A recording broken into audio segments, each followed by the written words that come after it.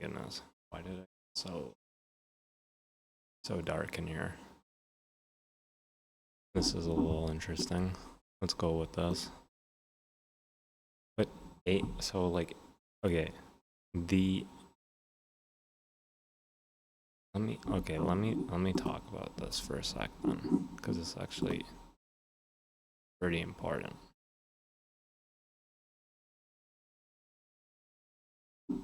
Like top articles on a website. Okay. Being what are they? What do you usually expect? Most platforms are actually quite similar in how they do this.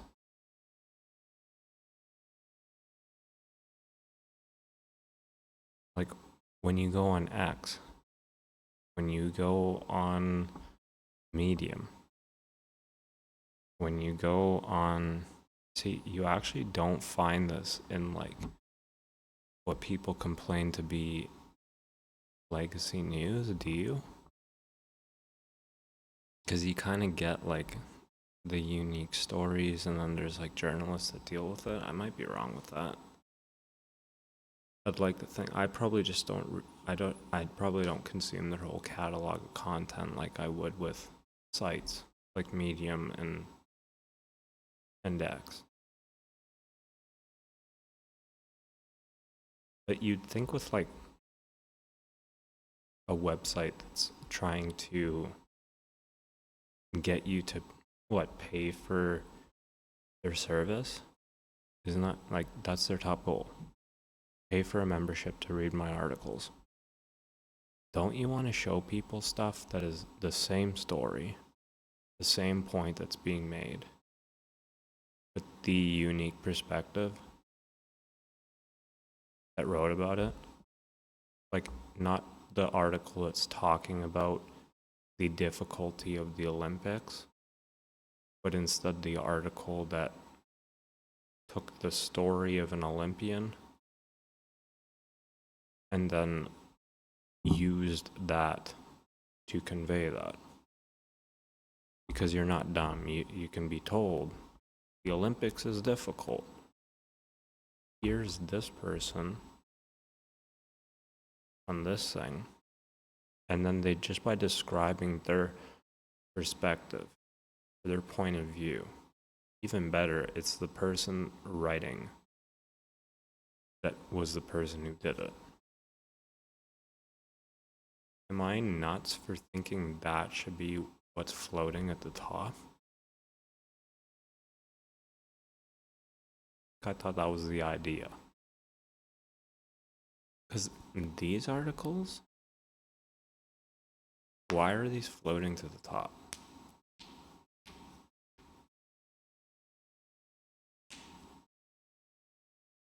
Because it would be interesting if like that was a little too simplistic and how it happened. I don't really want to get into that because I don't really know. I don't know how that works. But I can tell you, as somebody who's spent a lot of time thinking about writing and also reading and being honest enough to say that like I've disengaged with writing before when it's just bad.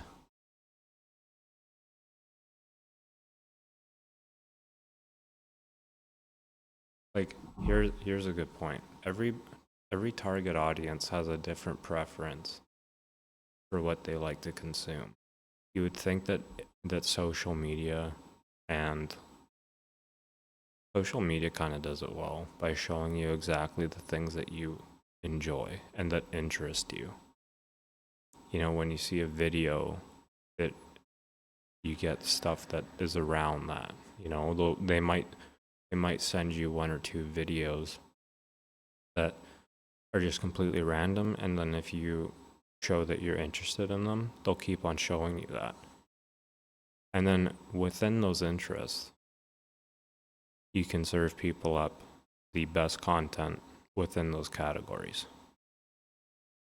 Now, that's a good way to say that social media might be winning when it comes to platforms that are serving up written word. Because in things like video, you're able to capture people's interests. And people learn from that content. Like, why else would you click on that? I mean, when you're watching a video, there's a takeaway in that video that you can grab onto. So, but in written word websites like this, do you feel like you have content that you can read that is mimicking the same thing that you would be getting on Instagram or the video applications and video based websites and platforms? Like, those platforms are doing it right. And written content, it doesn't matter what the medium is. It doesn't matter what medium you're serving up the content in. Video, and especially short video, has figured something out that a lot of these websites need to incorporate into their algorithms for people to be interested. Because I do very much enjoy reading. I do very much enjoy talking about writing, because when I can sharing writing and sitting here and talking about this, there's something different there that you can't get with a video, because it's not said, like, it's just not the same, you know. And even just to simplify it, you might be a reader, you might be somebody who watches short videos, and I think that you can get a much more potent experience through the written medium. I was simply using the video example of what websites like, I'm pretty sure Instagram probably got it the best, but I'm not sure any of those sites have done it perfectly. Where if I had a platform, I would get a certain amount of content that's being shown to you. You're probably watching, like, let's say you're watching 50 videos on average, right? And I don't know how they would calculate how many to show, but a certain percentage of those would be videos in random topics that are categorized by their artificial intelligence. Right there, we at least know that you're being shown things that could pique your interest. The amount of times that you skip through content is the same amount of articles that you should be skipping, you know? Like, that's not new to us, so they shouldn't consider that they're going to scare you away with showing you that. And I don't think that websites like Instagram, Instagram probably does it to a very minute level. I kind of want to just be shown, like yesterday I had a conversation on Point Five podcast with like somebody who dealt with like equestrian as a subject. So like me being shown a video of that sport, when has that happened? That specifically, it's never happened. It's a little hard to think back on the videos that I've been shown that were just random, that I didn't consider. Sometimes it feels like now they're just showing the same content that I'm enjoying, which is not really the best way to find what I'm interested in, because I'm not, I would click on it, or I would engage with it, or I'd stay on it and watch it. That's probably the best way to figure it out. But I wouldn't search it. And showing me the same content over and over and over again is actually losing my attention, which should be of primary concern to them. Because when I have a feeling that I'm going to log into a certain type of content, then you lost me. Now, I could love that content, or I could engage with it highly, but if I'm only seeing that, And I full well know that I can skip that in not even 5 seconds. Literally, I think it's like a second. Because you see this in the analytics of videos when you like post short videos for content. There's like a 3 second mark. It's 3 seconds of my day, and you could get me interested. So I can't talk about this on that podcast because I thought on Thought About It podcast, I talk about the articles. This is about the platform. So I'm not gonna make another. I feel like I'm gonna run out of. I'm gonna run out of content on that one, and I just don't have a desire to make that. So I guess that's why I'm live streaming this process. But like, just look at some of this content that's being shown. I'm amazed. Like, I'm sure that there's teams behind this that have engineered this really well. But can we be sure of that? Because if I'm being shown the same stuff and they're getting like more minute signals, then I feel like that might just not be the best way to do it. It's boring me in the process. And some days are better than others, but I can tell you, if I'm scrolling how many things, like how many articles do I need to scroll until you hit an interest? There should probably be some testing there, you know? I mean, how many categories? Let's just look on like the most simple level. How would you figure out what to show somebody when they're scrolling through? Basically just like what categories of information exist. Let's start there. You know,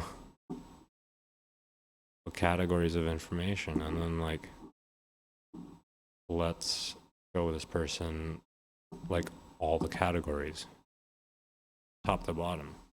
That's just basic. What's that called? That's called topology.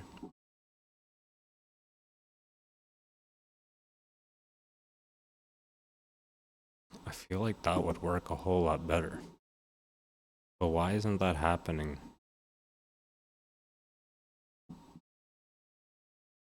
This is because I showed an interest in cooking articles. So this was a decision that I went out of my way, and I literally remember what caused me to receive an article like that.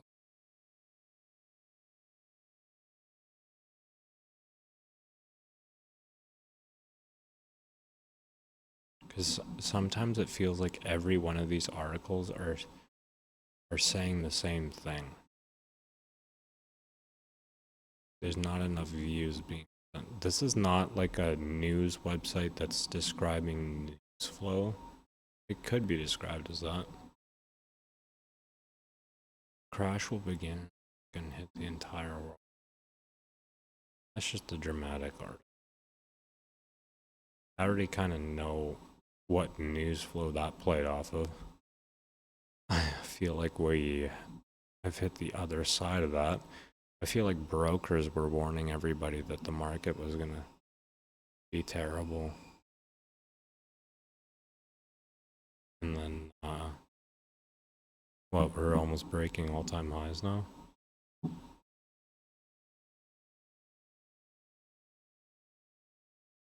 And then, if you were, I feel like if you asked a research group to study this, you wouldn't get the answer that you typically see as a person. Like, I feel like every time I say, like, if they were just to study all the articles, how many have sentiment that is just like drastic like this? How many right now are following this drastic view? Like, I'm not gonna do that as a person, but I'd like to know that.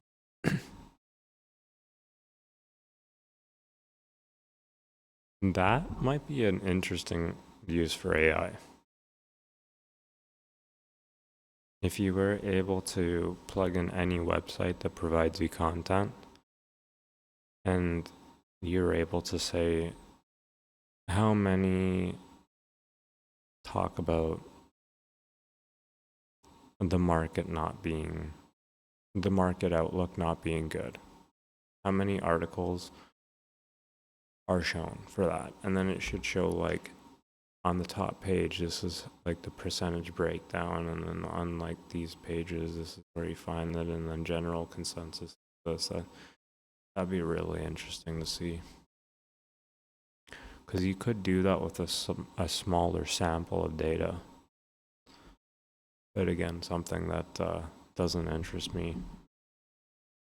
I'd be interested if there was an app like that, because then I could actually believe an app like this. I mean, I'm sure everybody is like, go to something like Substack, but there I feel like I need to jump around podcasts to listen to people to get to writing. So unless the general search feature is like actually pretty good, kind of get lost on where to find stuff. I've kind of just learned to deal with annoying articles that I find on the site and try to find some good points in it, because a lot of good points can be found on like the contrary as well. Also makes for good content on a long form podcast, where usually you want to point out where somebody is misunderstanding something. So what better place to go than a site that's kind of like writing for somebody different? I mean, if you have a strong view in favor of America and you want something to talk about, looking at pro-America content and talking about that is going to lead to what? The answer might be exactly what this site shows, but they're looking at other stuff. So when you are only looking at your information, it might be visible in your content. That might be the answer. I'm sure the answer is quite large to that question, let alone impossible. Great startup idea doesn't make a great startup business. This is just obvious stuff. How is that a headline article? I feel like that's a good one. A lot of people think that an idea is valuable.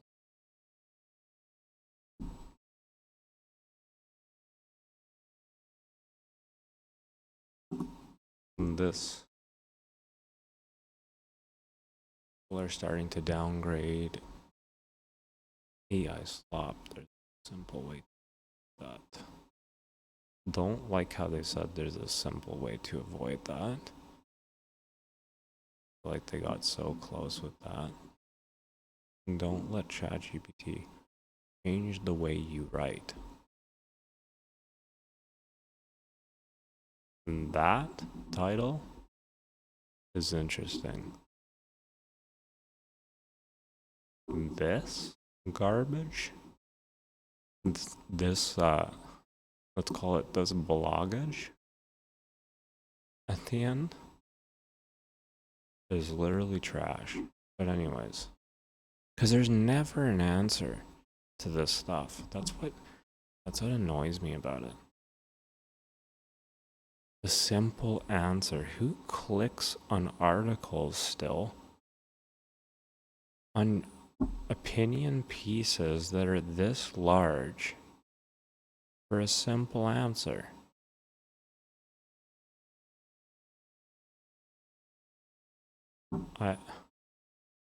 You're like getting in the way of your own content. I almost feel bad for this guy, because like it's almost like I'm gonna limit the discussion here. This is like infinite content right here when you get a good energetic title.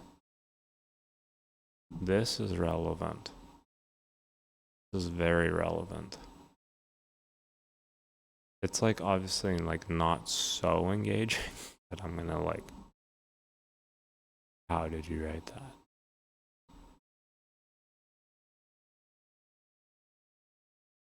Oh wow, let me put this in the context, okay? I'm gonna bookmark this so I don't lose it. And funny enough, I already bookmarked it.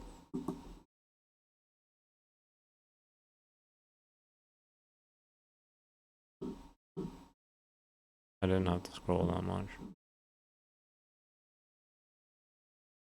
I'm just scrolling too slow.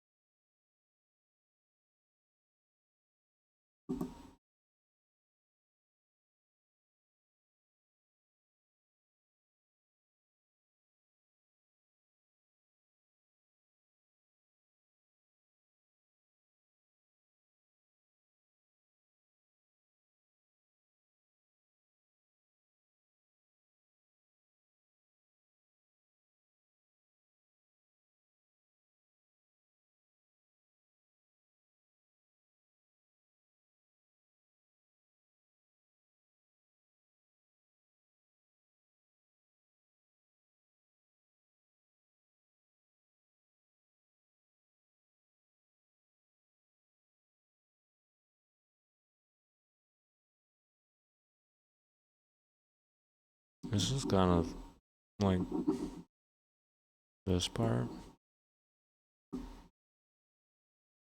Is that true?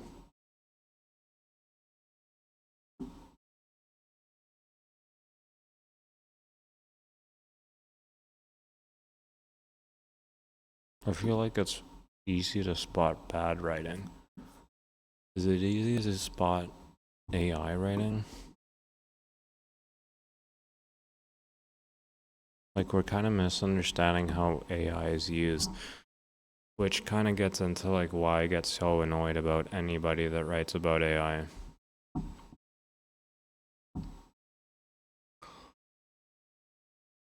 When I'm using AI, I'm using it on very small details. If you think about the final dish at a restaurant, okay, there's tons of preparation. Like, if you work in a kitchen, you understand that prep is like one of the main things that you do in the kitchen. And the final dish that gets put together is like garnishing for some people.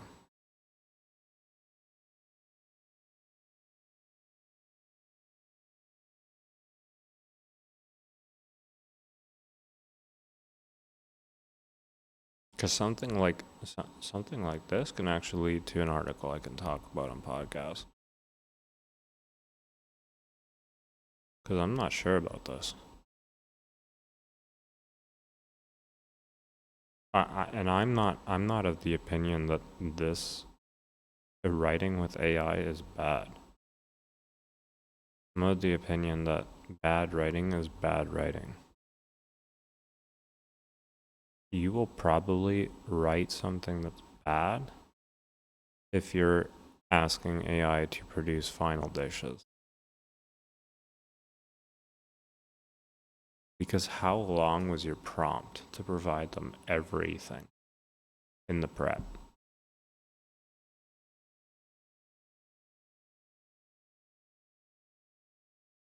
Like, the whole point of prep is that everything is broken down into little bits and pieces. And when you assemble those bits and pieces, you get a final dish. And in the kitchen, you obviously like do that to save time.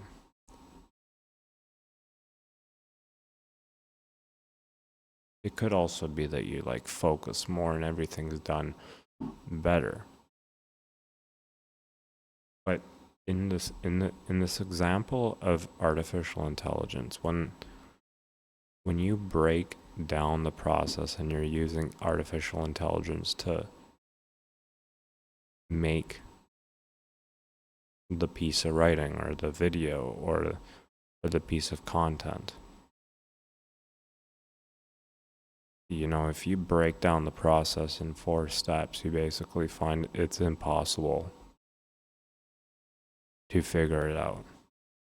Now, like, who hasn't used Chat GPT or AI, like I'm far beyond talking about hiding it. I think that's like a student concern or somebody who just can't admit that they use it. Like, I don't really care about that. I'm talking about like quality. Like, the quality of an article. What is the quality? How is the quality of the article getting impacted if the article is broken down into like 10 pieces and AI is used to write those pieces? I would argue that there's probably no way for you to figure out that's AI that's doing that, because you're essentially turning you're writing less. And let's use the most basic example, that you're not actually writing it yourself and that you're using it, and that you're simply the producer, because you're hiring AI to write that content for you, and then you're assembling it. I'm sure that right there, you've got something that's pretty difficult. You, as a producer in that situation, have planned out the piece of writing, which is a very good skill. That's what you should do, or you should at least write and explore it. So, be able to ask AI what to write. You would need to do any of those really good processes that are really healthy for a writer. And what person would sit there and say, let's not teach people that skill? Like, interestingly enough, the problem with AI slop is exactly what you don't do when you use AI well. Like when there's AI slop, like the best example that's not misused is, you say a very basic query, like generate an article that's relevant to the marketing industry right now. Like, that's gonna churn out who knows what. You know, interestingly enough, you could actually train that thing to get pretty deadly at that. If it got really good at doing what I was talking before in terms of a writing strategy, it could be really effective. The only problem is that when you teach something like artificial intelligence how to do something, I believe the word is homogenize,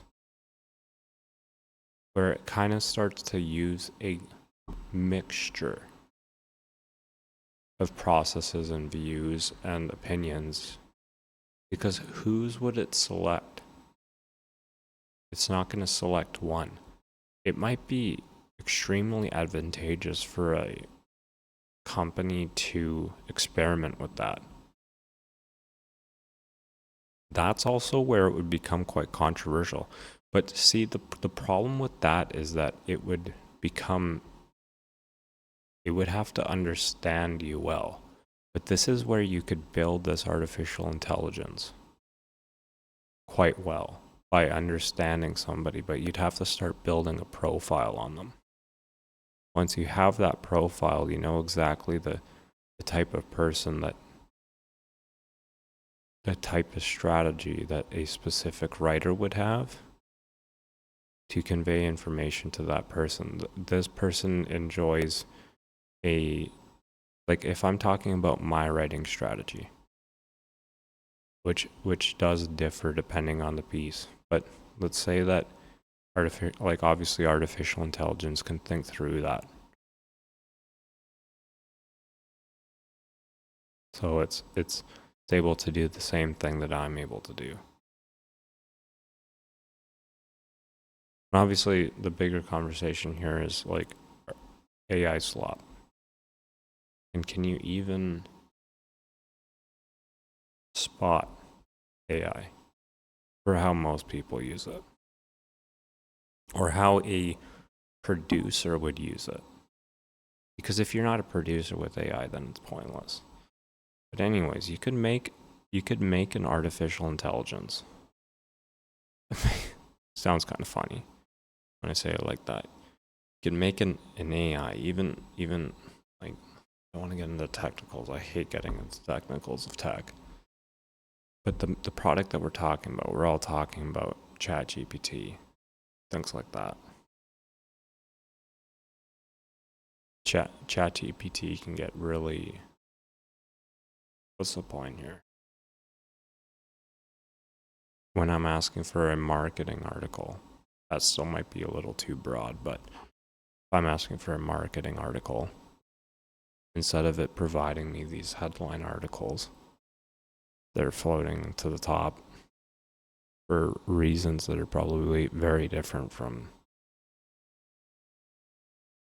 like, this probably like went to the top for, because it was like the first one to write this point like this, or it had a large user base. Like, AI can kind of account for that by understanding that data. But I see, when it's ingesting information, does it have that data? But anyways, let's go to the basics. I'm trying to get to this point, but it's kind of difficult to make because this is obviously like very nitty-gritty details.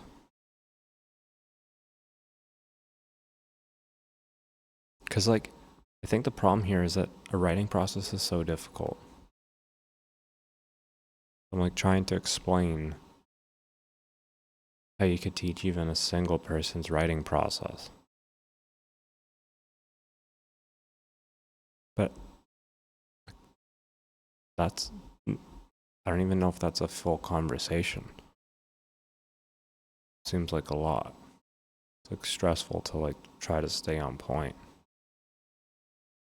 There's so much to talk about there, which is obviously good for that conversation there.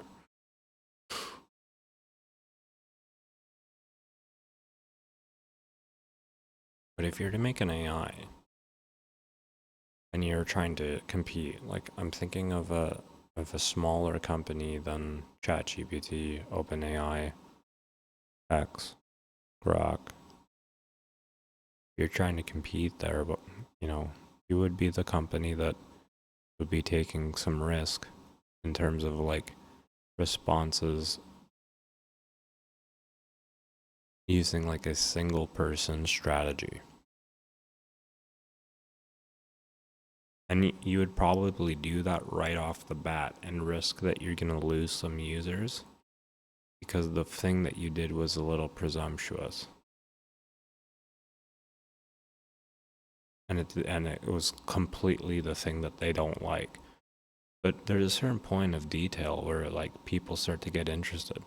When things start to become average and homogenized, you start to get to these headline articles that you find on Medium, which is very much the conversation that I was having at the start of this broadcast. And we've gotten here with this article and this point in the article. AI generated writing getting even easier to spot. I don't know how I got into this other section of talking, but let's go back to this. AI generated writing is getting even easier to spot. The whole producer point, I think we have to clarify what content is getting easier to spot. Does it? I mean, they're writing about it, it's obviously valuable. People are finding this valuable.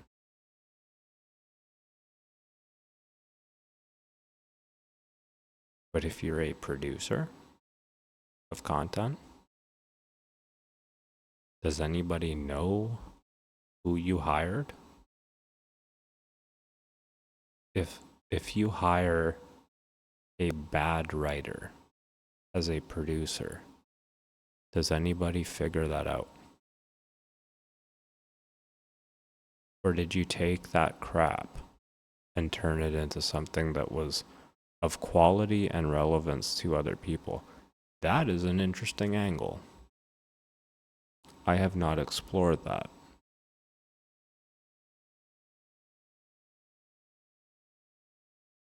If you were to,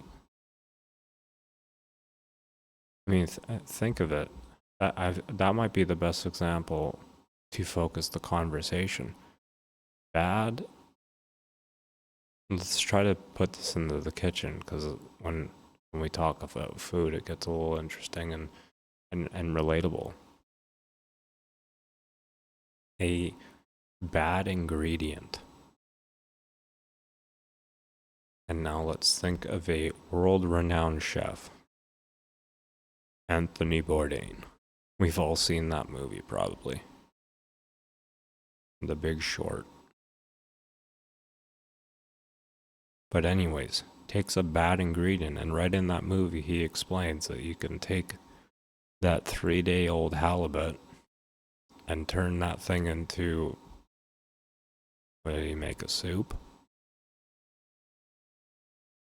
And then he said, it's a 3-day-old fish. That's the best thing. Well, funny enough, Mr. Anthony Bourdain, who got hired to produce a point for a movie, which is, that's kind of where I would say you don't know when people are using artificial intelligence, because who are you, you're the people who are not smart enough to produce good writing, the people who are not prepared to produce content that is worth your time are not the ones who are using artificial intelligence. Why are we considering those people? They weren't even the ones that we'd be reading anyways. But why is that a point to be making? The people that we would be reading anyways, I don't think that you're going to influence them to write something for their audience and say, stop using AI. They're not going to get influenced or sucked into posting crap, But they will use it to make better stuff, or at least get ideas, or how do you use it when you're trying to produce something. Let's use the example of crap fish.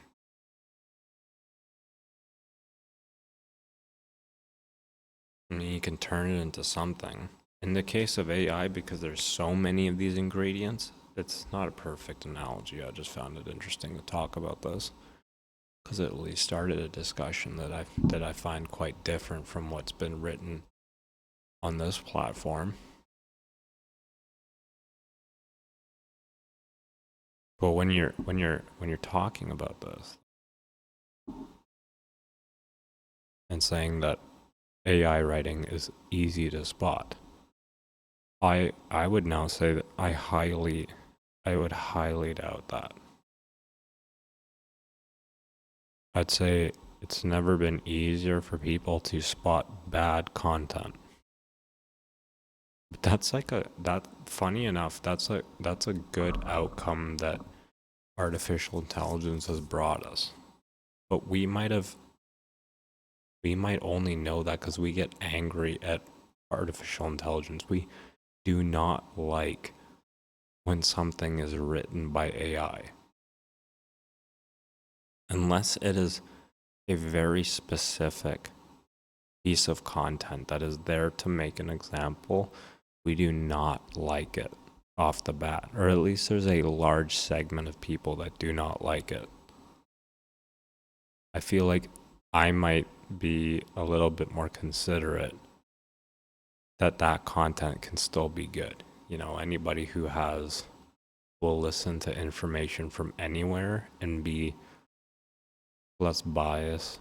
I don't like to think of it like that, though. I just have an open ear. If something is good, then it's good, I don't have a closed mind to information. And then there's areas I don't go. We don't even have to go to that area of conversation. But my point being is that this seems like a simple point. How many people read this, agreed with it, and took it like it was just real and never considered that there's something more here?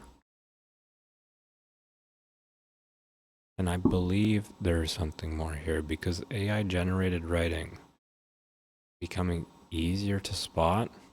I'm saying, yeah, right. You never spotted it. You never figured out how that writer did what they did. The part that mattered, because they don't even know. And if they do, then it's part of many things that they do. They use a lot of software. They use many different processes in their writing. Think of it like they learn stuff, they buy stuff, they experience stuff, they had random ideas. Some people write when they're outside and have the idea. Some people wait and they put it down later on. Who knows? People have different writing processes. But using AI, there might be an argument that some of these people can get sold on downgrading the quality, upping the total product output, and then being fine with that. Okay, that's a valid argument. You might fall for that for how long, though?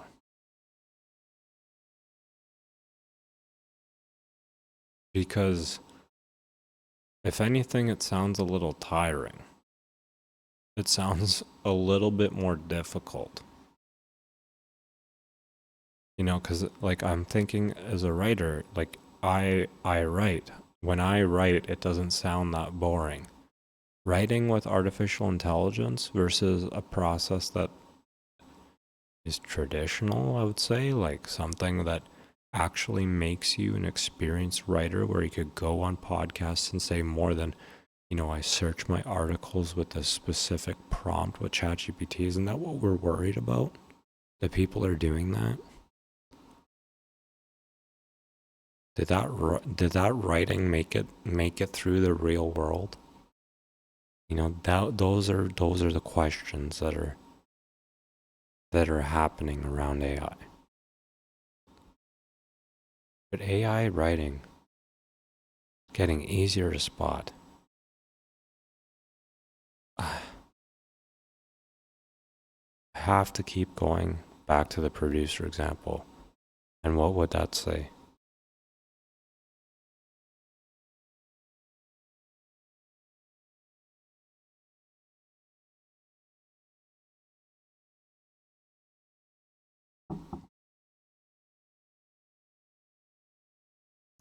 What would we say there? Because it's hard to unpack. Because the good writers are good writers. And they're usually the people that we are reading.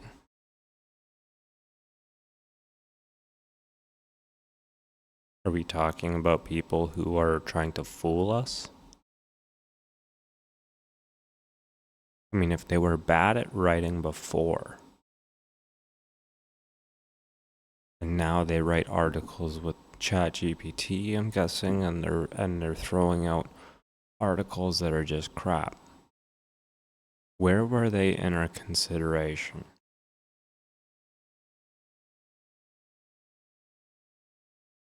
I guess where this article and this point could be relevant, which also shows the difference between market relevance and world relevance and any relevance in anything, and people who are their life is studying.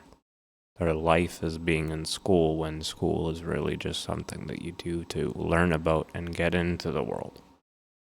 and be useful to people.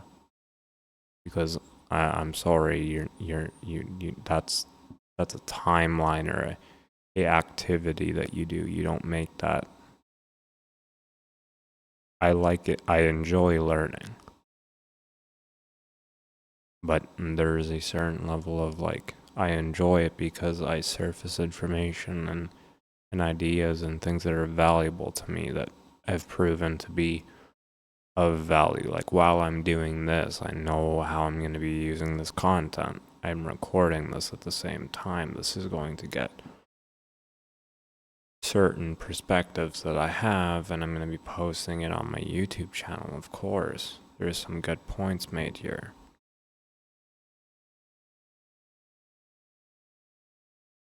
Why'd I got into that? Don't know. But AI generated writing being easier to spot? That's why I got into that.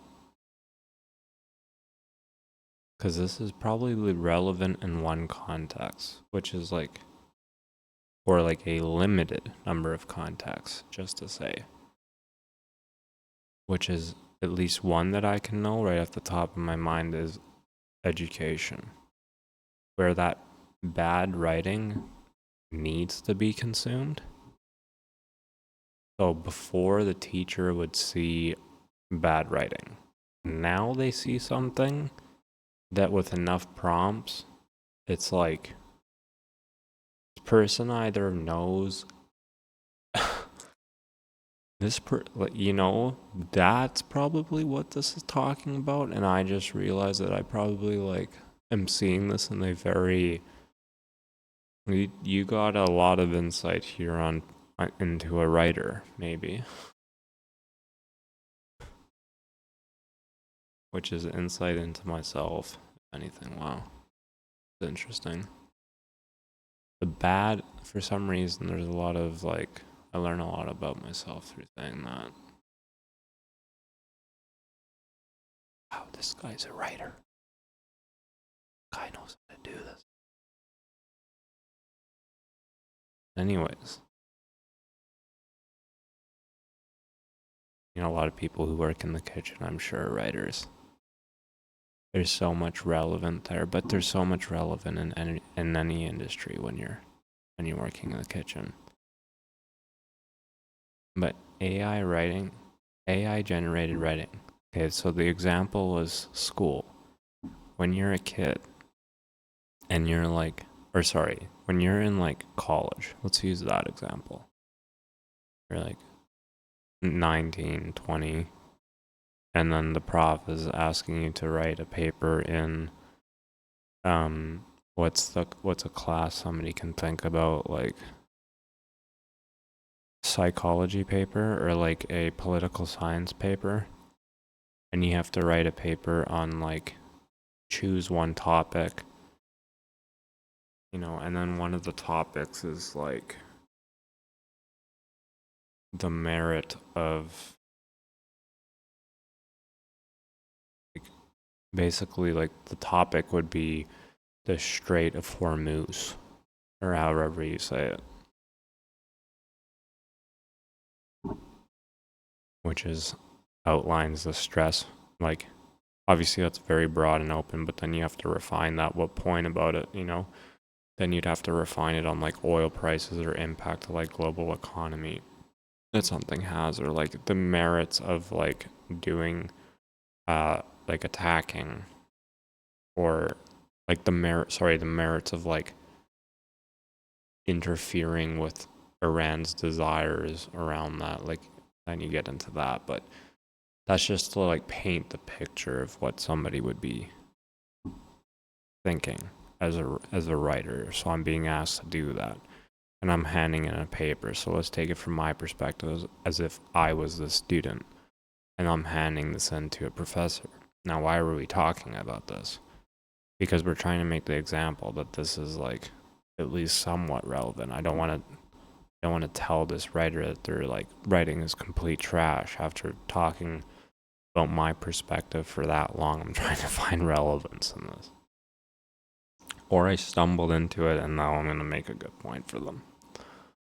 Or this might just further show how this is not relevant. Let's see where it goes. But when you're writing for a prof and you use ChatGPT, if I'm a very, very bad writer, see, this example is hard in the first person. So let's say I'm the prof and somebody else is the writer. Much easier to explain this in this perspective to make sense. Now, I'm gonna know what people are saying, what the arguments are, right off the bat. That's why I gave it as a topic. That's why me as a professor, I'm fully understanding my field. You know, what professor in political science is completely unaware of the events that are taking place. Maybe somebody that specializes in a very specific area, but they're definitely aware of what's going on because they have lives and they have careers and they are understanding this stuff not just for their students, you know. It's the benefits of studying under profs, that they give a shit way more than like you, because they want to be the person that's talking about it or writing about it and getting respect from the market, the world, and having their name recognized alongside trustworthy for certain topics, or providing specific insights or whatever reasons somebody might want to be a prof, or let's say they're a teacher. But anyways, somebody writes, you know what, you know what's going on. There you could spot crap. That's probably a hard job now that I think about it, because like, what's going to excite you when you read it? It's like, hey, that's a pretty decent point. So let me take that back. You could just be like, you know, that's pretty close to like what I've been hearing from like professionals say. This person, or like maybe they have adopted somebody's like a view you've seen that they've been reading, and then you're like, hey, like, great job by like showing that you understand this. But if they were to write that same thing, this is probably where you see a lot of schoolwork done in college, which is probably really annoying. I found this annoying. I can tell right away when something's done. Actually, I didn't really notice this. And I don't know if that's because there's really creative ways of doing it, but finding like discrepancies between areas where somebody could not be using AI and somewhere where they are. Number one, right off the bat, I hate the fact that we have to think about this in school. Like, for people who are cheating with AI, oh my God, that's a hard problem. That is a difficult problem because it ruins how much for how many people. It's a pretty serious offense. I know when you are in college and you have a last minute thing due, and you're not always doing this, you're right there. That's what makes this so difficult. How do you give that adequate punishment to not have it be a regular thing, but how do you not ruin somebody's life? But anyways, that person hands in crap. Is that getting easier to spot? I don't think that if you read more of this stuff that you can get better at it. You're basically just looking for better and better writers. And there's a certain point where, like, you know, you could get to the point where you say, this person's either fantastic or what do they do? I don't see it. That would require a conversation. with the individual. If that person's that good, and I'm kind of assuming here the whole time that when you detect AI, it's because it's written too well. What are the other problems that could show up? Like obvious errors? That's easier to spot.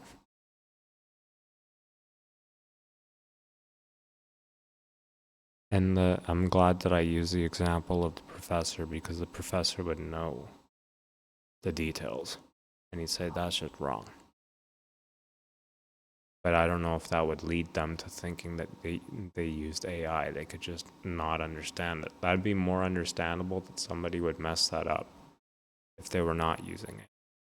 So even there, questioning if that is easy to spot. There's an error. Wouldn't you want to not make somebody get told that they're using AI if they make an error? Because then they would technically start using that for that, and they're kind of just opening up and trying to write and trying to learn something without AI. Because when you're learning something by yourself and you're Google searching, or right down to going to a library and trying to open up some books and doing it that way, kind of hard to get the whole perspective. I mean, you could be a pretty smart person and know how to use the different resources that are available. News articles, go to what journals next, and then there's books.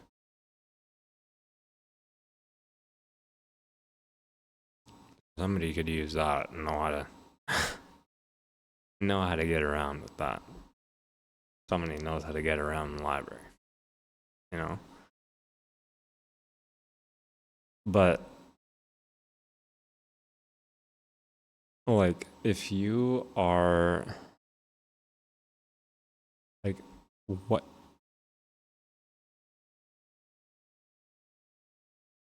is I think the only time that you spot the problem is when something is too good. But see, that opens up an interesting area of discussion, because good, perhaps not the correct language there.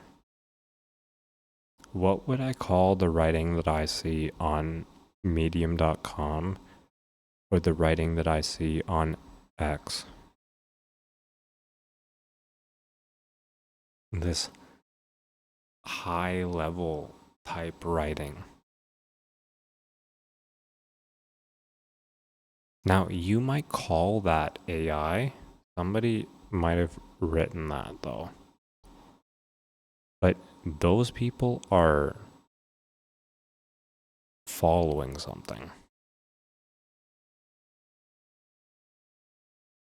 I mean, it's almost like what they're following is literally like the things that government is focusing on, or like a whole country is focusing on, or like the interaction between countries, which is political relations or international relations. But they're not getting into that. They're getting into the politics of a specific region. Like on X, there's the, and it's not written in a clever way like this to get you excited. There's because it's not, there's a bit too much on one side and then not enough on the other side, and the writers that it promotes are just garbage.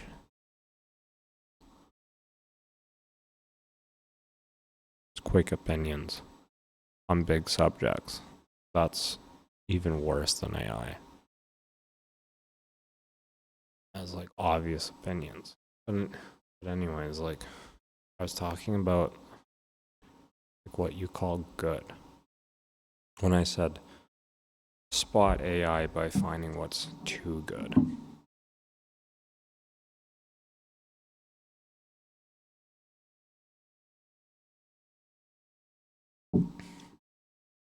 Perhaps the problem is that I'm calling that good. really, what do we call that? Because I don't even know if I would call that, like, I'm actually a little frustrated that I don't know what to call that. I'm gonna have to think about that a little bit.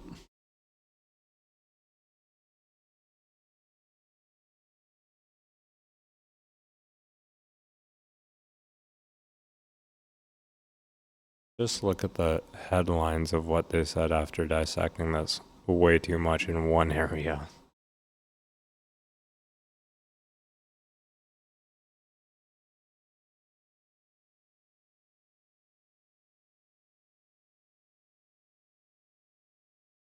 I mean, this point right here.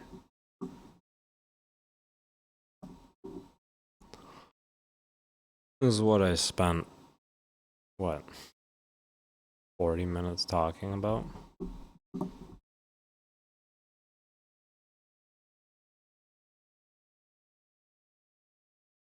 You will be downgraded for using AI. I'm gonna have to talk about this or go into this. I don't know if I talked about that, so it's gonna be interesting to see, like, where they went with that. There are only so many ways to say something. I don't know if I touched on that either. Okay, so let's go on these ones because I feel like the best way to get through this is I kind of know my stance on this. Now there's 2 paragraphs here. I've already talked about this strategically, where we could get the most interesting insight is look at these 2 paragraphs. Now, before I do that, I'm gonna go get some more tea and I'm gonna go have a smoke and then I will be right back.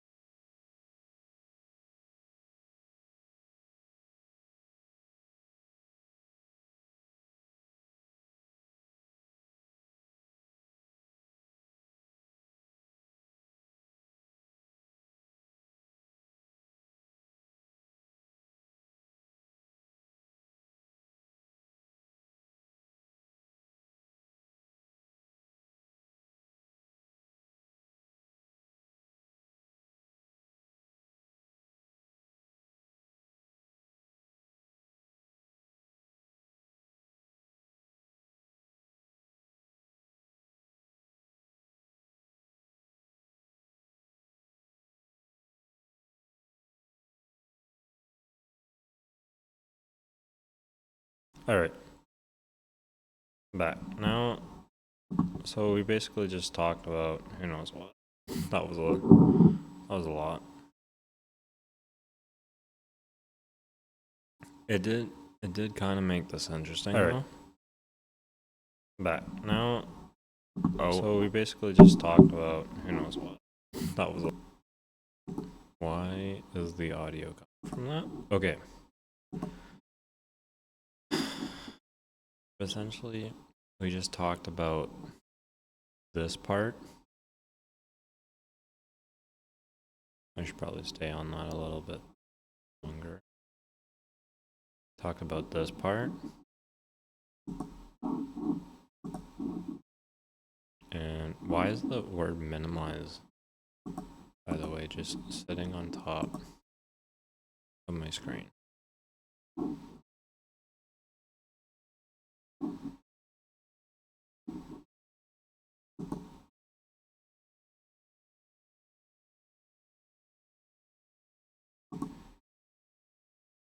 Get rid of that.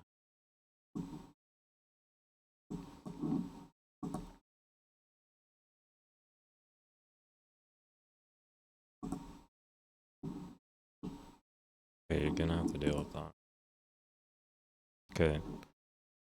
So we talked about this part and then the last part.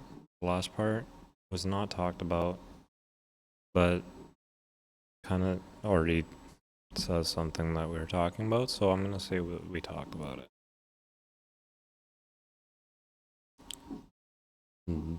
These two middle sections kind of stray away from what I was talking about. So we're gonna deal with that now.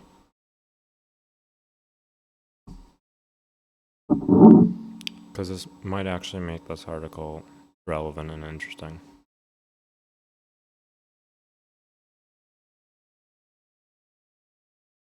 Now, mind you, that when I read this later, and I actually read through the content itself, almost none of the points that I was making were in the article itself.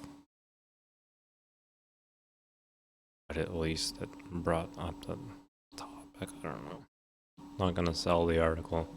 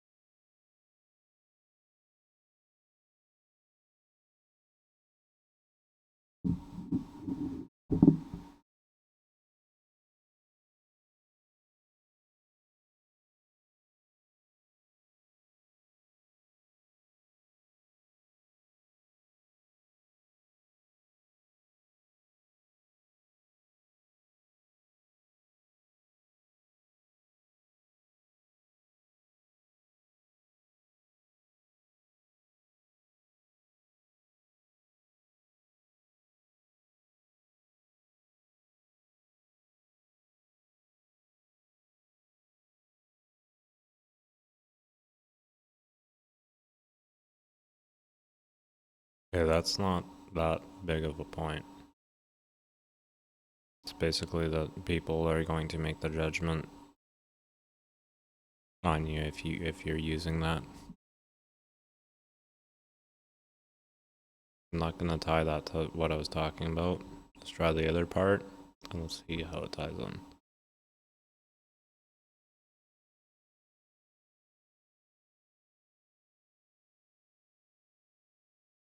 Okay, it's a good thing that he said this.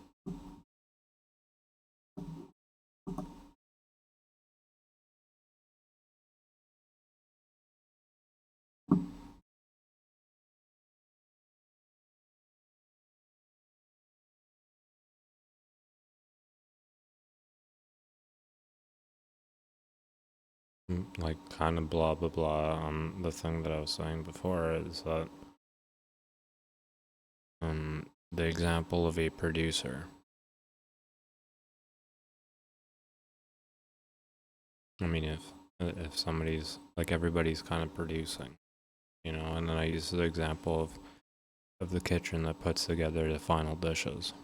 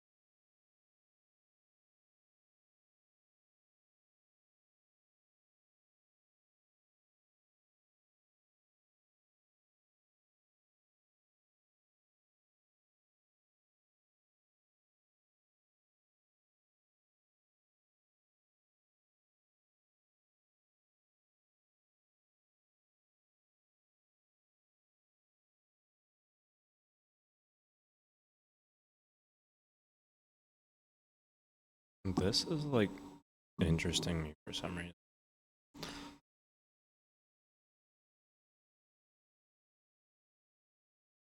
Probably gonna have to talk about this a little bit to figure out why.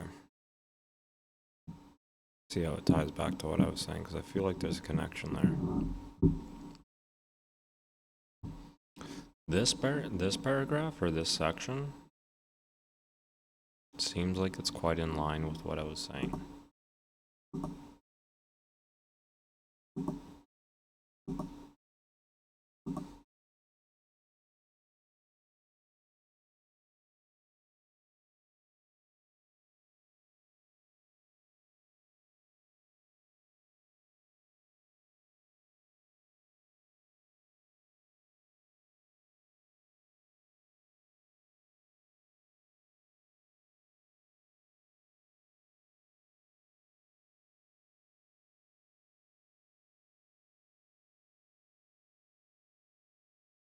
Okay, let's go back to that part then, because I probably dug into a section that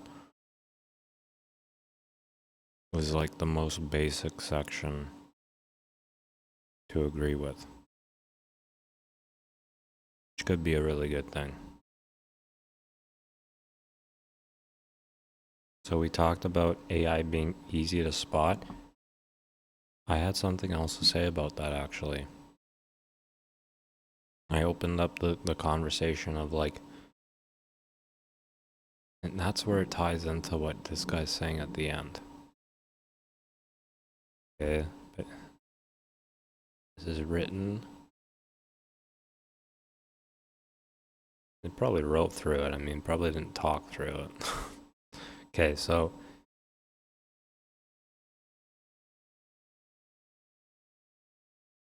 AI generated writing is getting easier to spot. What I said about that really tied back on the idea of great writers are great writers, great producers are great producers. And those are the people that we're listening to. Those are the people who put together content and are just really good at doing it. Then I made the example of situations where you would spot it, and I used the example of like higher education, student is submitting work.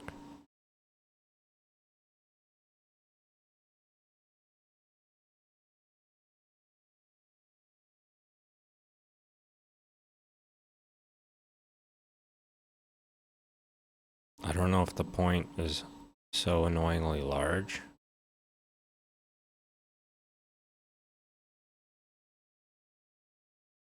Or I don't know if this is not written well enough for me to be able to tie the sections together with the conversation that I had. Or I took a different direction.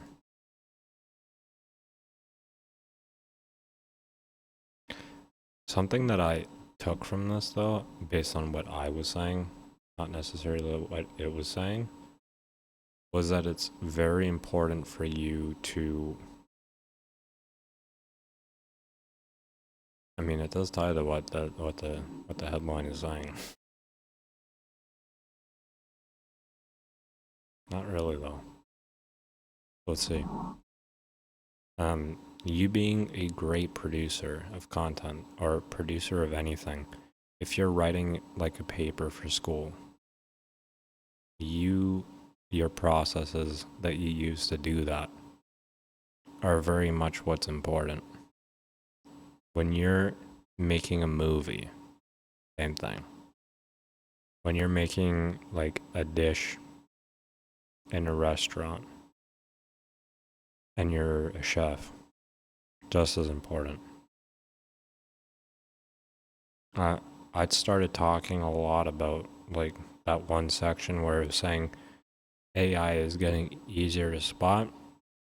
Well, like one of the sections that I found most in, like obviously I'm looking for things that are actually interesting about this because this is a very snoozy article. In not a snoozy way. It's like, how many of us have heard this same stuff being said? This one is like one of those newer views. If you like spent time thinking about it, you know, like changing the way you write, and like there's a lot to that if you've thought about how you piece together content, and this author is saying that at the end. I'm just trying to understand if the things that I was saying were interesting or if this author was saying that.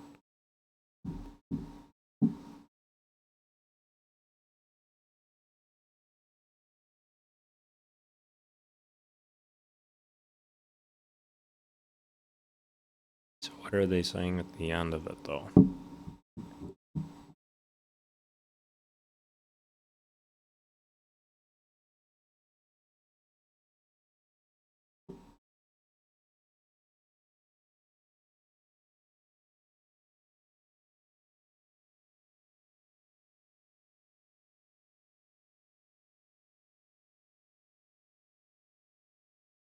I feel like they're trying to make the same point that writing is the process behind it. The producer that you play and putting things together.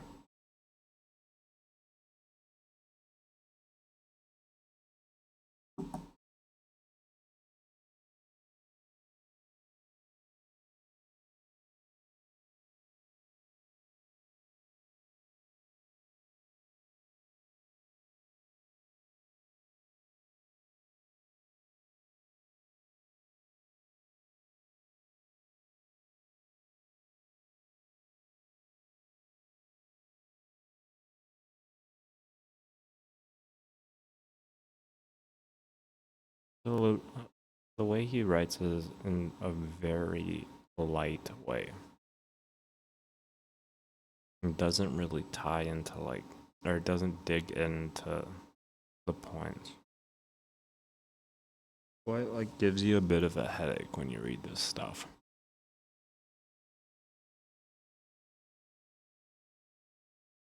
You know, you can see how somebody is writing that to get an article that hits the top page.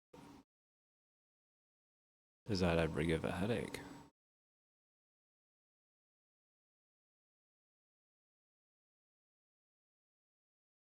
It took I'm just thinking about how it took like an hour and 10 minutes to talk about this, to where I was able to get to something. And this touched on it, but it's written so far up. Ties into my conversation of why so many of these articles are difficult to read, and why I feel like you couldn't consider. I mean, do you consider this quality content?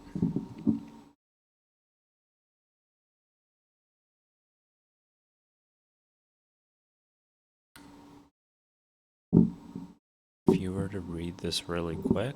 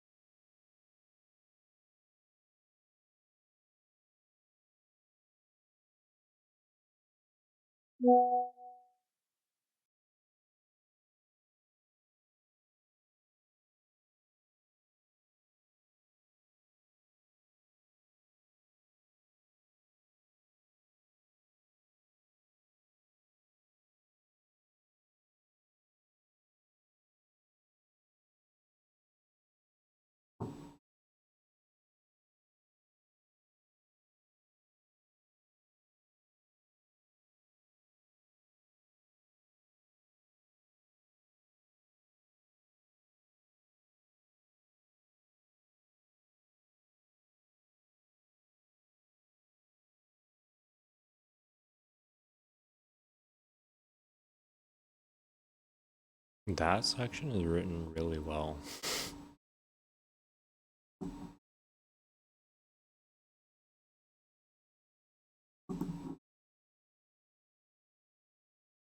Now let's go to the article.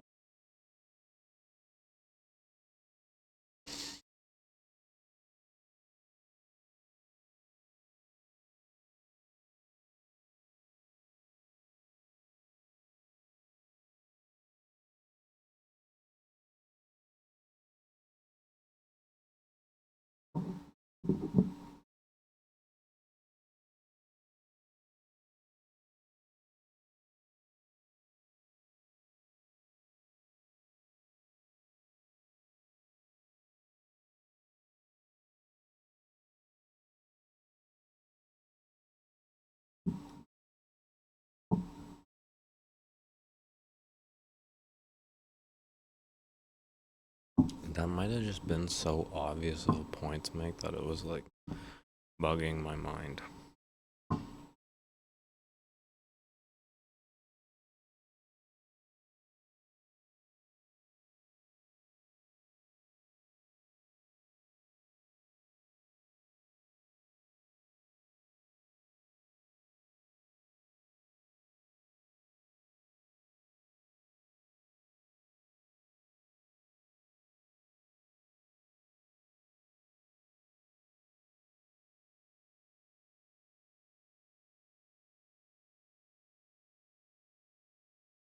How would I, based on the interesting sections that I found in like chatting about this, what article would I write?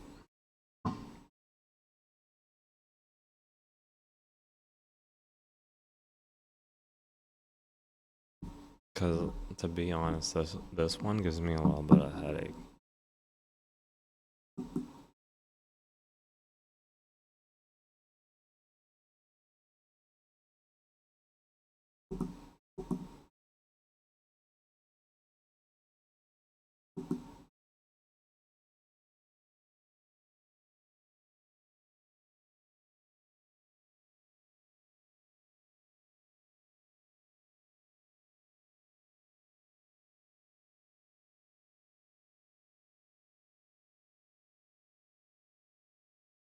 I think the point,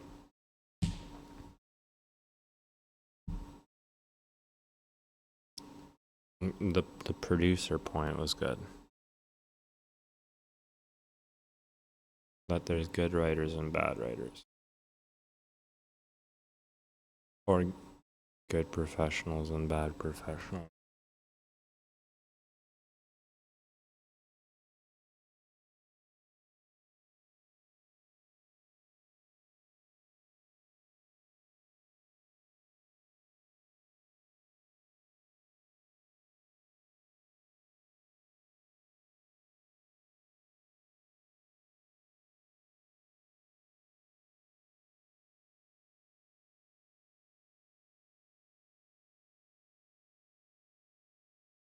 See, there's this point in this though that like this article is talking about that AI has an influence on this. I might have just found what's bugging me about this. Because I'm almost saying there's no influence. Now, the degree to which somebody gets better when they use AI, that's interesting. The degree to where there's problems with bad people using this for themselves and others is interesting.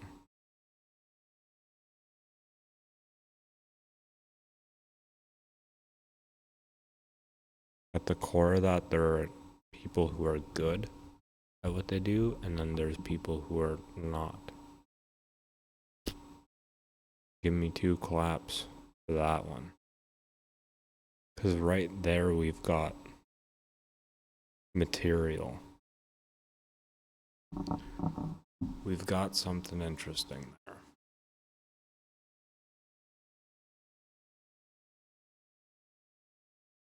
But there's something in the middle of that.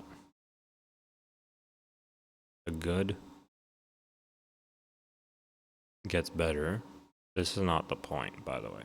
This is just me talking this out to frame it, because the good professional gets better. Relevant is how much better. How much is AI actually helping the average professional? Right there is a headline article. On the other side, how much trouble is AI bringing to others and those using it who lack education and skill? In the middle is that we are producers. We are all producers. And that might be so cringe if you're interpreting the word producers as like output. No. I'm talking about film producers. But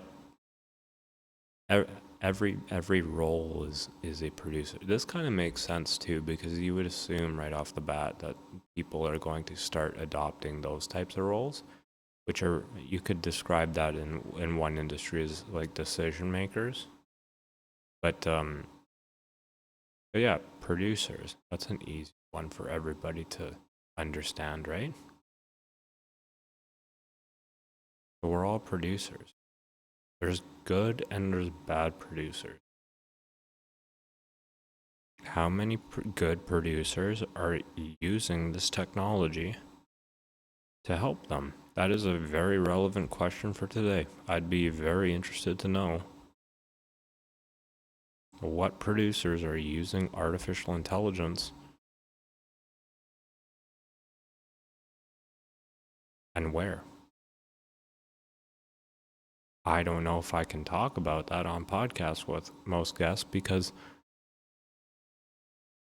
I don't know what that means for them.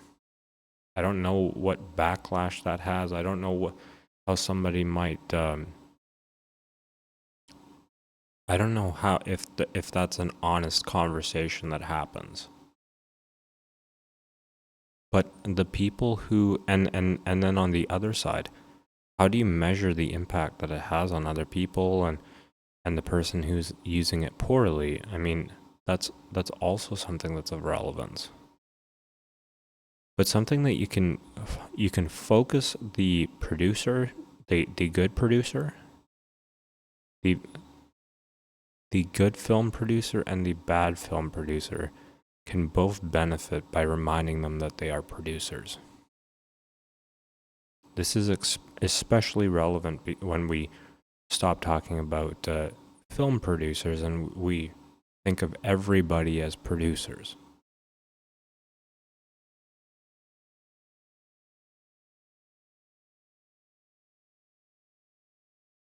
See, this topic has gotten a little bit more air and excitement because there is talking being done right now. You want to know what I don't like about artificial intelligence now that I've talked about this? Is that artificial intelligence is not a human talking something out.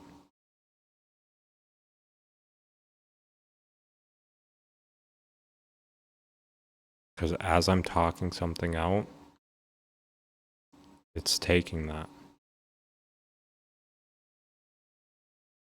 The thing that I found by talking it out woke me up a little bit. Made me excited about this topic called AI, where, funny enough, or ironically enough, all content related to AI looked like slop.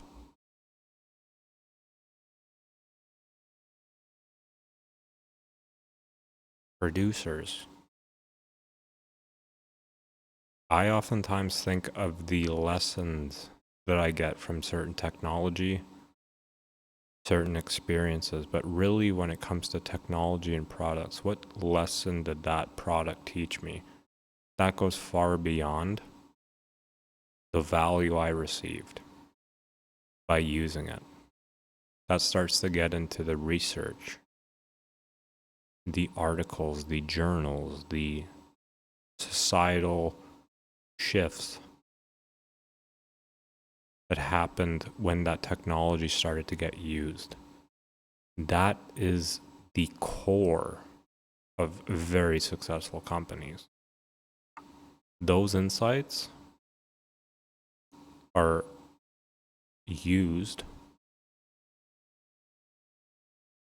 to make money, and they are also used to attract customers, because at that level they're very large customers.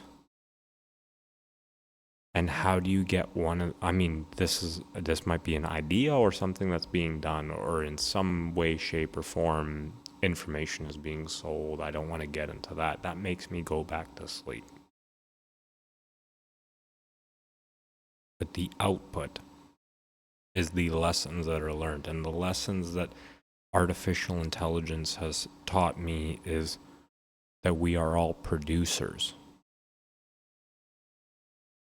That is the focus that allows me to feel completely relevant and not care at all that there is something that I will never be good enough to surpass. If there was a lesson that could get me past that predicament, that is a lesson to pass on. That is I'm sure I can listen back on that and extract a lesson from what I just did. But let me stay on the point. Because everybody being producers is something that wakes everybody up. You know, what are some different jobs that people have? I don't know if I love these examples because they get a little typical. You know, the baggage boy, the dishwasher versus the chef, or the shareholder who has millions and billions of dollars and he's making decisions. Long story short, just to not act like that is the first time that example or framing has been used to make the case for something or to show relevance, is that everybody is a producer, and everybody being focused on that being their primary concern. You become a great producer, film producer. What is a film producer? This might be even more interesting or less interesting if you're in the film industry, but hopefully it holds up. When you're a film producer, you have to hire what? You have to find the right story. You have to find the right equipment. You have to find the right people. You're just putting everything together. For some people, the word decision maker might make more sense. I think producer makes more sense because it really it really shows you that you start with nothing. First of all is probably finding the story.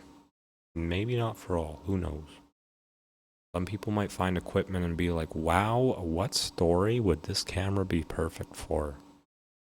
That is a detail for enjoyment. So it detracts from the point if I was to get into that. But that's interesting. Now, us all being producers though, I think that holds up against AI. Not in the way that AI is going to overtake. I think that can't even happen. It becomes of no relevance. I'm hiring a producer. I'm not hiring whatever AI is. It just replaces inputs for producers. You can keep on, like, we're never, like, here we go. I feel like this is wrong to say that we can't use AI as producers. They're making the decisions of what to use. Problem is you start to hit a human societal, you right there is just like we learned the lesson of producers, we also learn the thing that you don't even have to tell people to not do it. You're not allowed to accept that technology to do it. A little too deep of a point. I mean, make it simple. It's like there's a million things around this area that I'm like floating around right here with this idea. Let me take one piece of it. When you're a producer, human producer versus AI producer,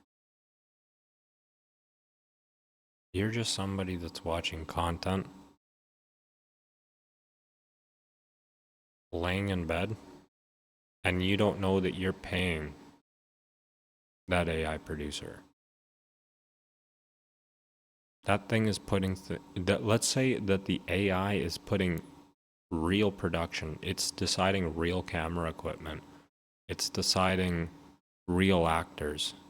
So you actually never know that it's AI.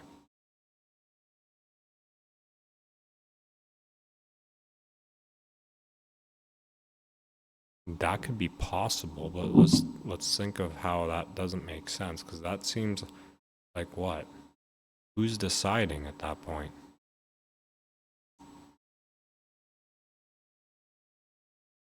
Because we're obviously into the idea of revolutionary stuff here, but you have to think outside of the box to be able to understand if something's even a concern, like if something's even relevant.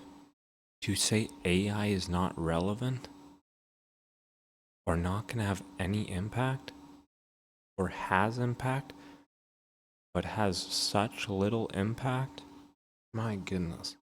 And if you make a case against that that's valid, producers are here, actors are here.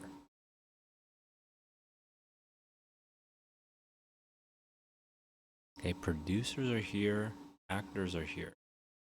Actors are one budget item. How many budget items has the producer racked up to produce a film? This is a weird thing to talk about because the actor is a producer. It also did that. See how all these things start to overlap? This is called the economy. We're all selecting and producing things.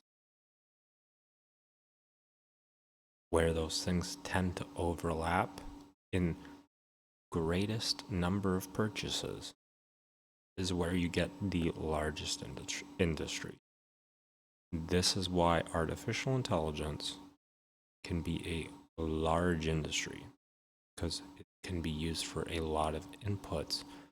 This causes the question, though, is because we do follow good producers. I made the point earlier in the stream that bad producers will not get it. So we need to find out if good producers are actually finding value, not novelty to be using it as a trendy thing, but are they finding value in their production process? Depending on AI, I can tell you there's at least a pocket, but who knows how much, right? If something is of a little value to where you would pay money, which represents what you get for what you produced, and you provide it to another producer, because things balance out. If you hit 0, you are at even. You made money and you spent it all. The value of what you produce is, you get the point. Now, but being a producer,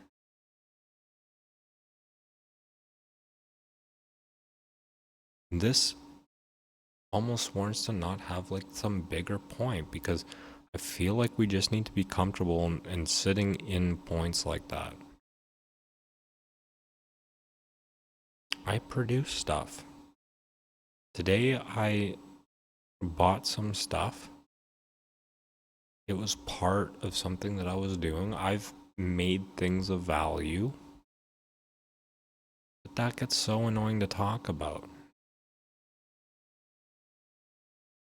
Because like the things that I did 10 years ago led to the thing that I'm doing today when I'm working in the kitchen. That's just too much stuff to track. But is it not worth to think about if you are making even the slightest decision or consideration that artificial intelligence is going to be as relevant as you think? Because what I'm saying is that you aren't focusing on becoming a better producer by doing what as a reaction to artificial intelligence. Now, that might carry with it something of value, that might not. But I can tell you the feeling that I get when I talk about the people are producer angles. I feel like there's something to explore in that. I feel like there's an angle where we're misunderstanding the value. Because I talked about the economy, and we, all of us wake up in the morning and we're constantly producing stuff for somebody else. We are trying to be useful to get money or be content to be able to be content. I don't really think that we live to like survive anymore. I think that we're trying to be content or like awake or like whatever feeling it is that you chase. I mean, that could probably be terrible for some people, but whatever reason you do things, that's also where you categorize that as addiction.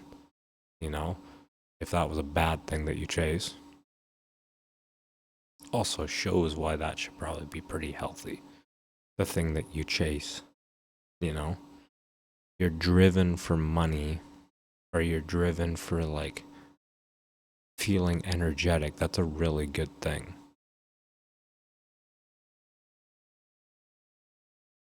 But like, we have a world full of people who are trying to get that. Right there, when I say that, that sounds relevant. We have a world full of people that are trying to get a desired feeling throughout the day. And to be able to get that, they're trying to find out like what to produce. Like, what does this person, or just in general, like, I mean, who thinks of it to that point? Or just saying like, what's providing me money or opportunity to provide me money. Like, that's a real way to look at that, that's relatable.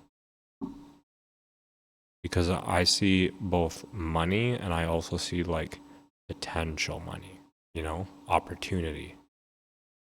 Let's not get into the technical. It makes it way simpler. No reason to get complex. Remember, the idea of a producer, it's the complexity of the background. It's not the complexity of what's being said. It's also like quickly, because I don't want to detract from the main point here and sit in this, is that this is also my argument against like highly educated or people who claim to be highly educated. I'm not saying they're not. I'm just saying that they're sometimes focusing in the wrong area by not using that to be the best producer. They are using that to be what? I don't know if I would say the best input. I don't know if that's the right example. But there's something in that something sounds smart or something is smart. Kind of know what I mean when I say that? Because I kind of start to think of these articles that just say a lot of stuff that sounds really good, but I don't seem to get a lot of value out of them.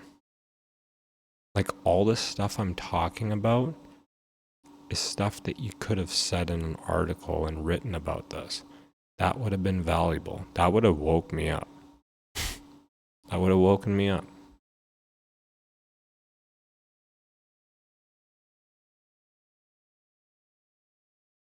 And this happening so much. Hey, imagine if we misunderstood this like crazy.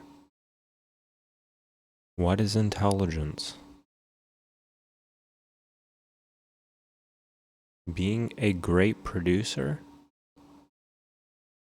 Or being whatever it is that artificial intelligence is doing? I can also tell you that if artificial intelligence was to become a fantastic producer, it's crossing lines to where it would not be used. That's my assumption. Because it sounds like it's going so far in the wrong direction for other people to receive benefit that we would all reject it.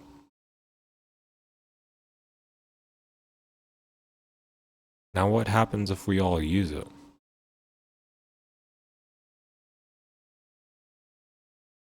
We're trying to be useful to other people.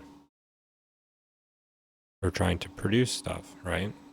In seeking maximum pleasure, however we define that.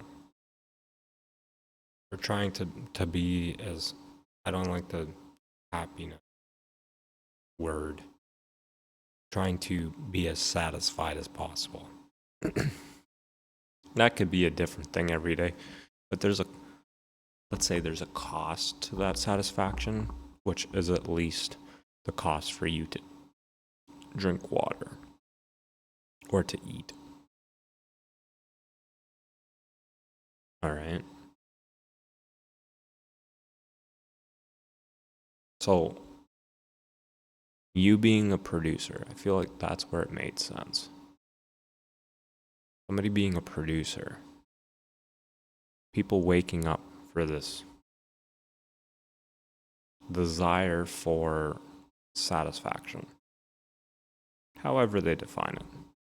Any day, any given moment, it's always different.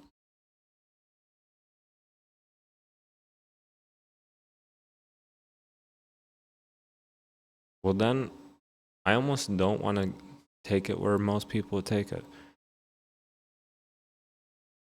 Where do you take it from that?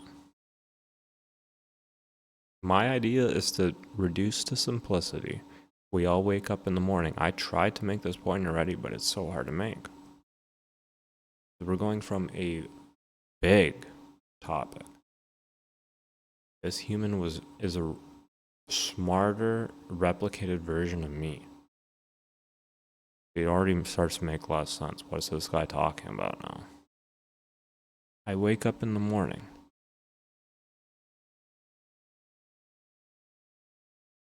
I'm seeking satisfaction. Artificial intelligence, and I'm a producer.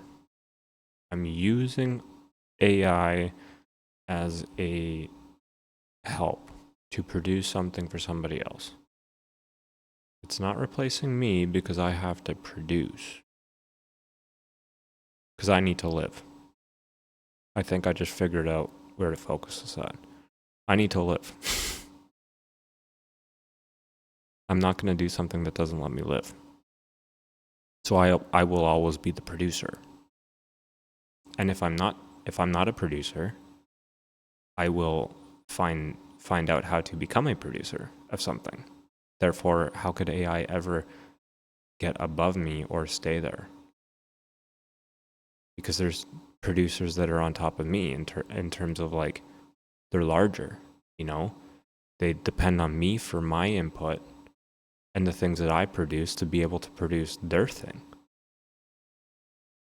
And I mean, in this creative example, there's like this huge, you know, King Elon Musk is the ultimate producer that relies on all of our inputs. I don't think that that's how it works, but there's large producers. Maybe those are the companies, those are organizations, social groups.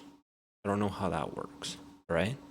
I don't have all this figured out, but I've got a cool idea here.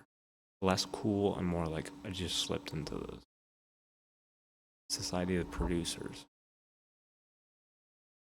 But I'm gonna need to produce, man. Why do I do that? To seek satisfaction. I want to be satisfied. I know what it takes to be satisfied. I need money. I don't feel like that captures it perfectly. I need friends, money, anything that is of like, that helps me get that satisfaction. You know what I mean? Like this is why I talk about this stuff. Because when we break this down, are we really like talking about something that is at all relevant? You're talking about AI like it's going to replace somebody. We're so far from that right now. If I want to be relatable to the younger generation, like people who are like laughing at this, it's like, my dude, I'm finding out how to get you to like me if nobody likes me. I will at least try. You know, like somebody is trying to find how to have somebody else like them. A big thing that I'm relying on right now is something that I'm not relying on. Go and have your AI friends. That breaks everything. You don't need to get satisfaction with other people. You don't need money from other people. Well, where are you getting the money from?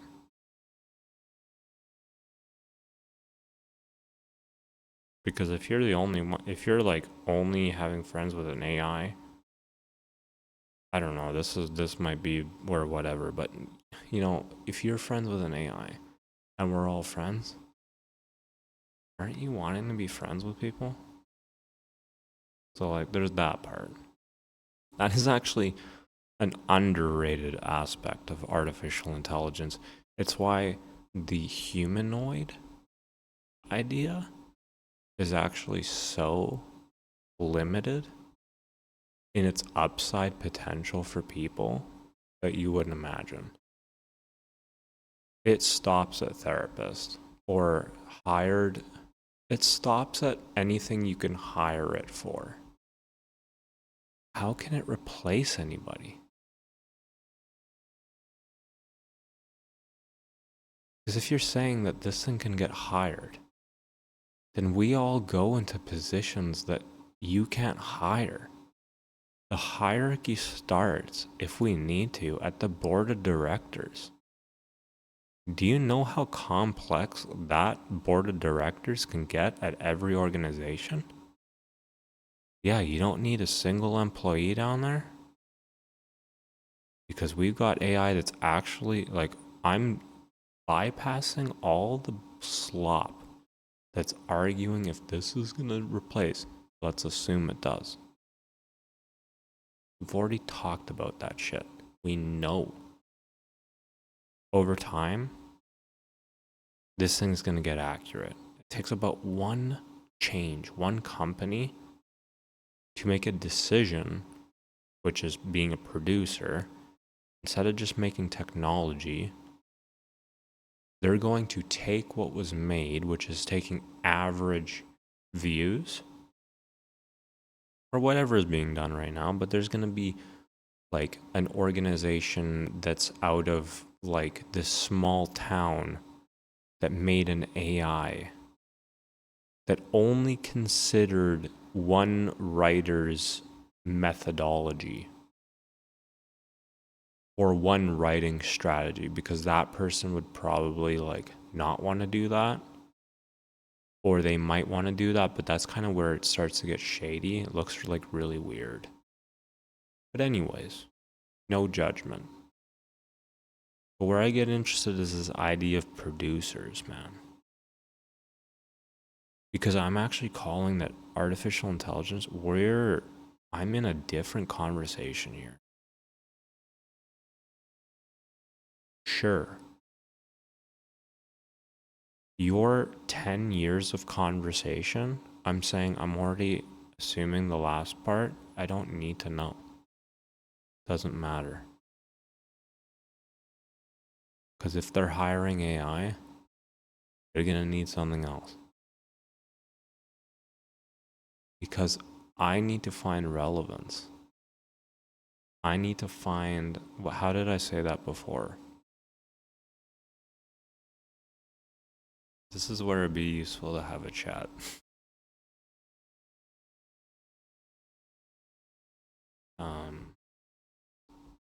I need to find satisfaction. That's what I said.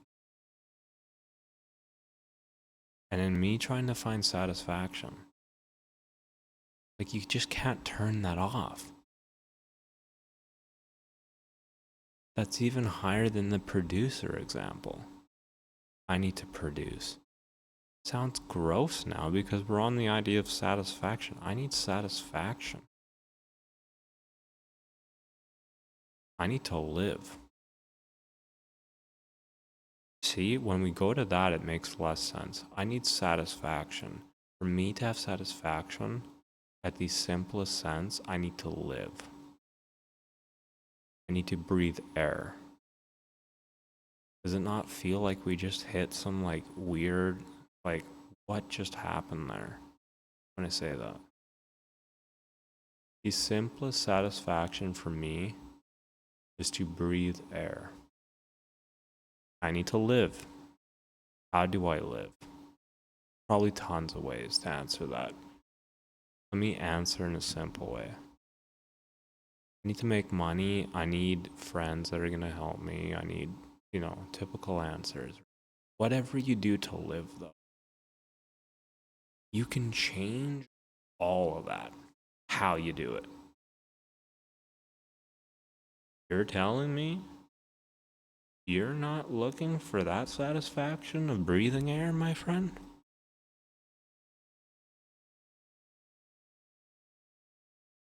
Something threatens that deep down? I mean, let's go right to the top. Somebody even threatens to take away your paycheck. Somebody threatens to, like, make you lonely forever. What the hell would you do? Because that's threatening a component of what I just talked about. But we're talking about a component. You would hit the gym. You would go study. You would go work another job. You would go do what? You see how you go nuts there? Because that's threatening. That's scary. or you would start arguing, or you would start finding something relevant, or you would start like, right there, I feel like every human is like, yeah, that's where shit gets real, threaten that, any person is gonna like hit some, what I'm gonna call an irrelevant reaction, which I'm defining as bad shit crazy. Whatever's going on up there is craziness, and it's those life-changing moments that you've had. Where as a kid, you have that all the time. You have that as an adult. You have that as a senior man. Be compassionate to that. Because I can tell you that somebody might get that feeling by mistaking the importance of this. Now, when I'm talking about this, I'm not understanding where I'm ignorant about this. I've in no way got to the technicals on artificial intelligence, but I've kind of just shown how it cannot. Like, I don't know what I said there. Like, I don't know the significance of that, and that's a good thing. That's called good writing, not focusing on boiling it down. I'm gonna focus on the producer and the being a great producer, and me waking up to seek satisfaction, how I define that. I just know deep down that makes AI valuable, but not my concern at all. Therefore, my questioning of why I'm reading about AI every day is valid. Why am I reading about it? Why am I reading about it? I need to learn how to be a better producer. I need to learn how to seek my satisfaction. I need to be talked about what satisfaction am I seeking. There's probably better satisfaction out there. I want to know that. You see how this conversation just got human? How it got interesting? Because I think I found something that other people probably talk about. I probably just don't listen to it. I don't know. But this is stuff people talk about at home. I get to talk about it on here. I got time. My focus when I hear AI, I'm a producer and I seek satisfaction. When I hear that, I'm heading to read that. Simple. Because I think, and this is not about winning, I think by doing that, what am I doing? Interesting conversation. I'm not trying to not feel guilty right now. I'm recording this, posting this. I don't care.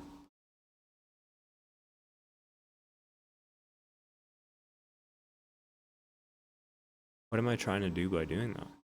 Could be another lesson there.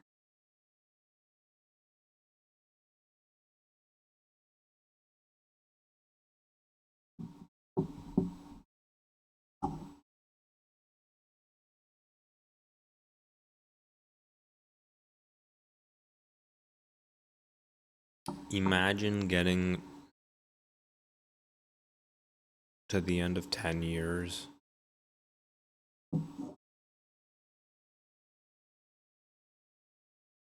and that thing was just an input. And by becoming fixated on artificial intelligence, you fixated on something small. It's a cup. All of artificial intelligence is a cup. By focusing on that grain, people hurt themselves how? Or got less how? Or didn't brush their teeth? Or didn't do what? Okay?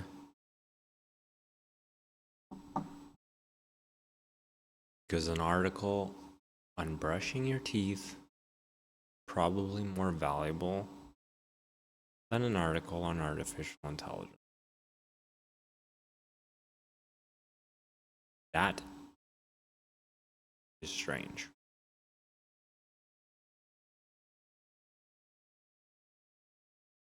Try telling somebody that. Because artificial intelligence will be a large industry. Most people are like, you just said it's not relevant. It's going to create jobs, guys.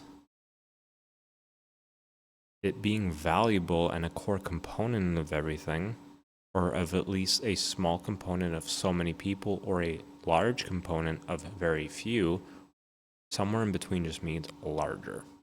That's why I'm touching on the two. Means lots of money flowing around, lots of spending, lots of rotational dollars.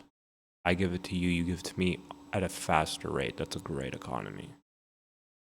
But a great economy is what? Different from what you're focusing on.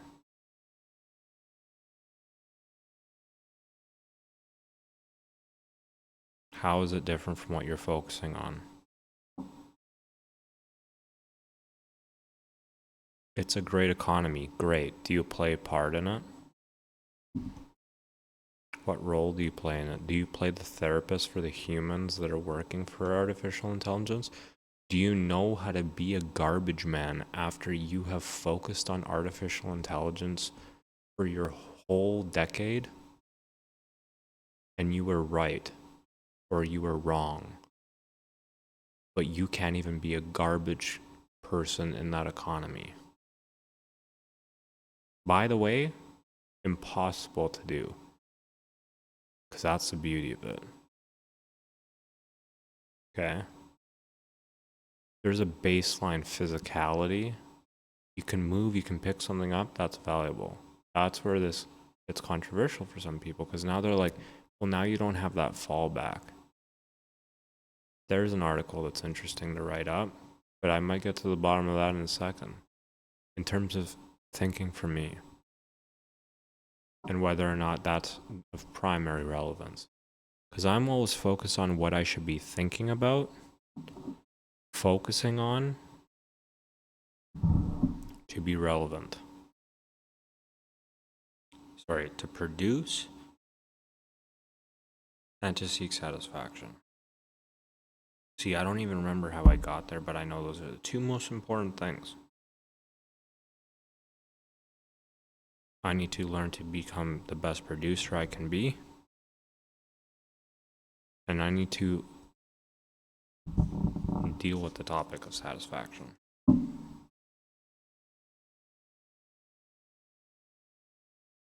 The garbage person example, I don't think it matters. Because I'm talking about something you would not do if you were not focusing on or not listening to this, which is an emerging problem, some might say. But what would happen with those people? They're focusing on one thing. I mean, by writing about it, are we making them focus on something that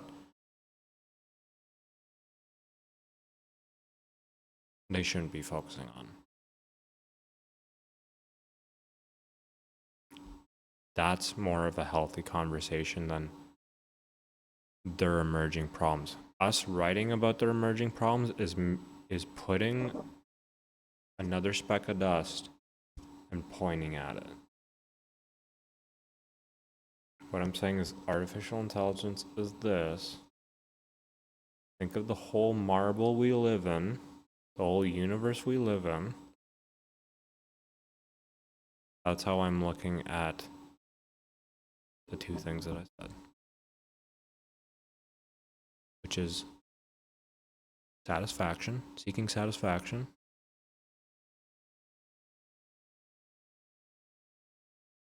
and what? I forgot the other one. I'll look back on this and I'll remember this. Seeking satisfaction and whatever the hell that was. shows how lost I am in this convo.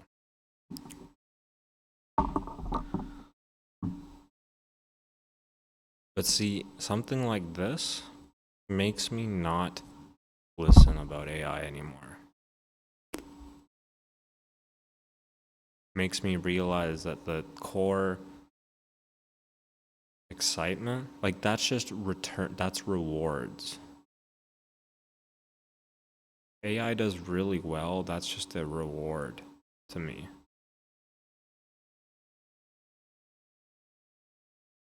Might be a lesson on how to deal with any emerging technology. Who knows? I just know there's value in here for me.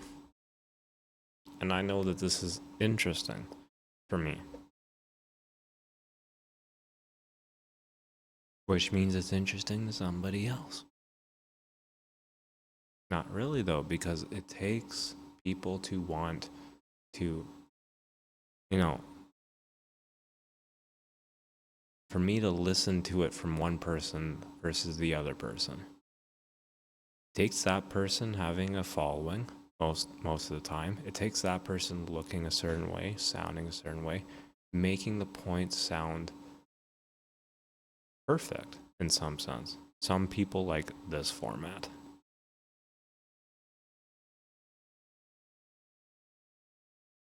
That probably ties into what I said before. But that's content that I'll make. Who knows? But anyways, I'm going to stop streaming because I was streaming this and having fun on Rumble talking to myself.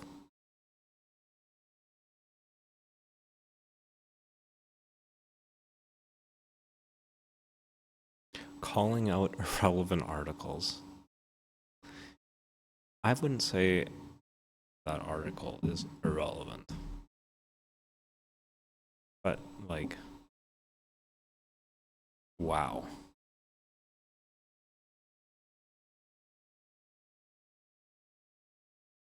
You could have written one word to lead to, like, the things that I just read, and I'd be satisfied. So that's a compliment. Thank you for the one word minimum. I know there's a phrase that I highlighted that got me to, like, a huge understanding. So, nice phrase. Don't care about the article. Article bothered me. The bother did not lead me to read it. I can guarantee you it. I don't want to satisfy that. No.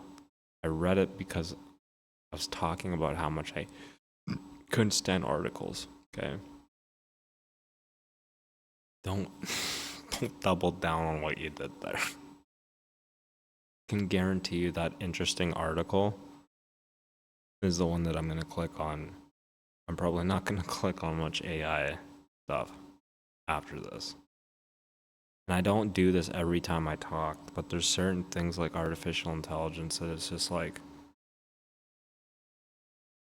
topics within it, certain technologies, chips, people, psychology, rising psychology because of this. Those are areas that people can be valuable, but the topic of artificial intelligence by itself, don't care about it. Don't care about how that topic being written about by itself is going to have impact. I don't think that topic by itself and knowing anything about it is going to provide you any value over understanding all the things around it. And you don't need to know anything about it. Know that. And I don't think most writers are writing about the things around it when they talk about it. So I'll leave that there. I don't know. I entertain myself. So hopefully somebody else found this entertaining. I feel like I talked about things that other people did not talk about. So give me some credit, please.